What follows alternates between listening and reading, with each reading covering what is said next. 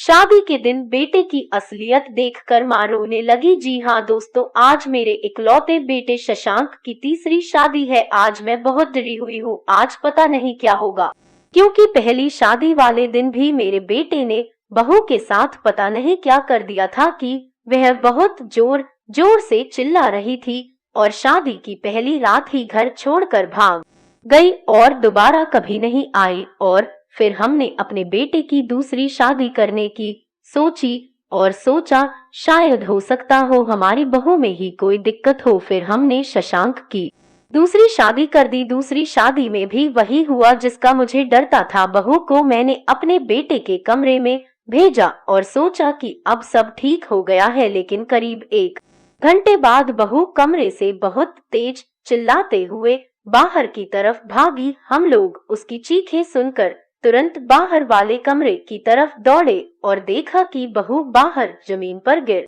पड़ी है, बहुत तेज चिल्ला रही है और कुछ देर बाद ही वह बेहोश हो जाती है। हम सब लोग उसको हॉस्पिटल ले जाते हैं और फिर कई घंटे बाद उसको होश आता है। हम बहू से पूछते हैं कि बेटा क्या हुआ था कमरे में जो तुम्हारी ऐसी हालत हो गई, लेकिन वह कुछ भी नहीं बोलती है और डॉक्टर कहते हैं कि आप अपनी बेटी को ले जा सकते हैं। वह हमारे साथ ससुराल जाने से मना कर देती है। वह अपने मायके चली जाती है और कहती है कि मैं आज के बाद आपके यहाँ कभी नहीं आऊंगी। मेरे तो समझ में ही नहीं आता है कि अब मैं क्या करूं। अपने बेटे से पूछती हूँ तो वह कुछ बोलता ही नहीं है और बातें टाल देता है। जब ज्यादा फोर्स करो तो वह घर छोड़कर चला जाता है। इसी राज से पर्दा उठाने के लिए आज मैं अपने बेटे की तीसरी शादी कर रही हूँ। मैं देखना चाहती हूँ कि आखिर उस कमरे में होता क्या है जो बहू दोबारा उस कमरे में जाने को तैयार नहीं होती है।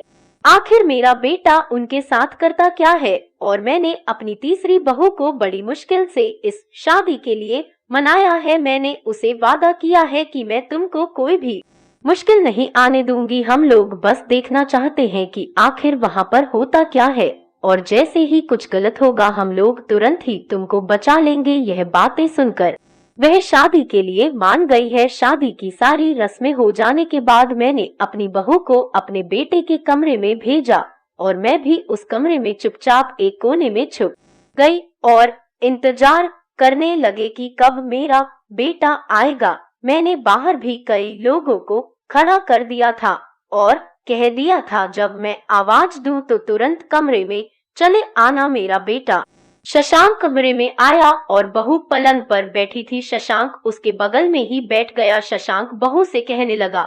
शशांक धीरे धीरे बोलते बोलते एकदम से उसका रूप बदल गया। उसका यह रहस्य देखकर मैं एकदम परेशान हो गई और एकदम से चीखने लगी। यह सुनकर बाहर खड़े सब लोग तुरंत अंदर कमरे में आ गए। उन्होंने तुरंत बहू को कमरे से बाहर ले गए और शशांक को जोर से पकड़ लिया। आज अपने बेटे का सच जानकर मैं बहुत शर्मिंदा हूँ। मैं फिर एक बड़े से डॉक्टर के पास गई और उनको उस रात की सारी बात बताई कि उस रात को जब मेरे बेटे ने बहू को देखा तो वह एकदम से गुस्सा हो गया था। उसकी आंखें एकदम लाल हो गई थी। वह बहू के कपड़े फाड़ने लगा था। वह एक भयानक शैतान की तरह लग रहा था कि मानो जैसे बहू को खा जाएगा। डॉक्टर ने बताया कि उसको एक खास बीमारी है जिसमें वह लाल जोड़े में किसी भी लड़की को देखता है तो वह ऐसा ही व्यवहार करता है। हमने कई महीनों तक उसका इलाज किया और वह पूरी तरह से ठीक हो गया। आज शशांक के 2 बच्चे भी